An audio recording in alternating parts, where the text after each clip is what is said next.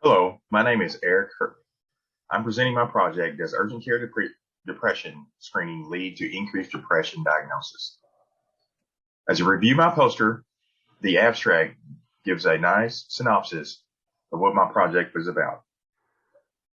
What I utilized was the Patient Health Questionnaire Depression Screening Tool. This has been a validated tool that has been in use for over 20 years in the healthcare profession.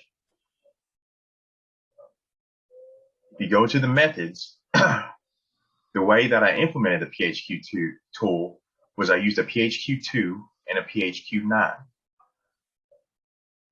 As I zoom in, you can see the PHQ-2 tool only required two different questions. The two questions was, in the last 2 weeks, have you had little interest or pleasure in doing things? The second one was, have you felt down or depressed in the last 2 weeks? And the patient would give his number of, or her number of, not at all, several days, more than half, or nearly every day. The PHQ-9 would also ask the PHQ-2 questions, but then would further evaluate if there was other signs of depression and was a better indicator for the depression diagnosis. If you look to the bottom left, the patient flow chart that I developed to implement the PHQ tool within urgent care. The patient would check in, and then the triage personnel would then implement the PHQ2. If the PHQ2 was 3 or less than 3, then it would be negative, and then it would just go into a stack. If the PHQ2 was positive, with 3 or more, then the medical provider would then ask the patient the PHQ-9. The actual diagnosis of depression was left up to the medical provider. This was all then categorized and kept for the project. If you go to the top, the findings, the project was a cross-sectional design that I completed between January 15th to February 15th. I did find a significant statistical difference compared to the past years of 2018, 2019, 2020, and 2021. I used the t-test paired two-sample mean to compare, which gave me a 0.0062 with a 95% confidence level. The Pearson correlation was 0.97.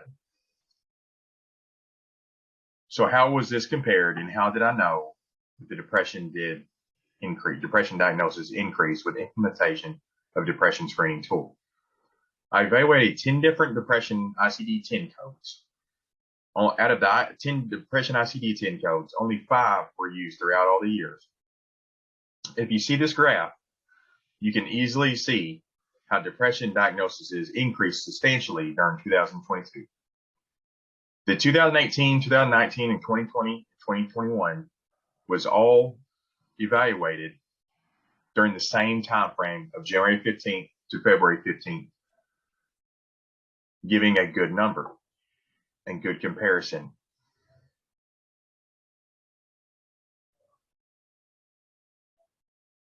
By year t-test, you can see at the middle of my poster, the top number that I gave with the Pearson correlation was a summary of all of these put together. But if you go through all these different results, you can see that the P2-tel, critical 2-tel, was also essentially, there was a significant difference along with the T-critical and the P2-tel. At the bottom of the poster is the raw data, and this is just the numbers of actual depression diagnosis by ICD-10 code on what we found. As you can see, 2022, for that 30-day time frame that we implemented the PHQ tool, we found 29 depression diagnoses during that time frame.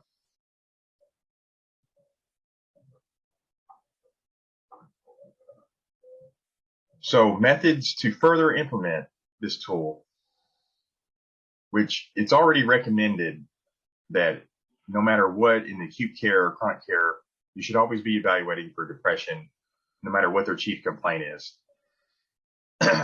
So what I will further do to try to implement this into our EMR, but also allowing time for the urgent care to be quick and efficient. During this, I didn't put in this, but we compared waiting times for past year to this year using the PHQ tool, and there was no difference in wait times either, which is substantial to bring this to a higher level for corporate. The aim of this was to promote patient mental health within the population. There has been correlation between depression and suicidal ideations. And we want to identify depression within the local population. A lot of the patients that present to urgent care are younger or don't have primary care providers, and it provides us access to a patient population that may never seek help for depression.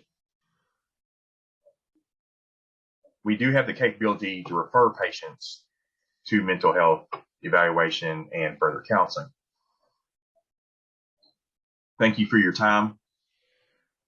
I hope you enjoyed it.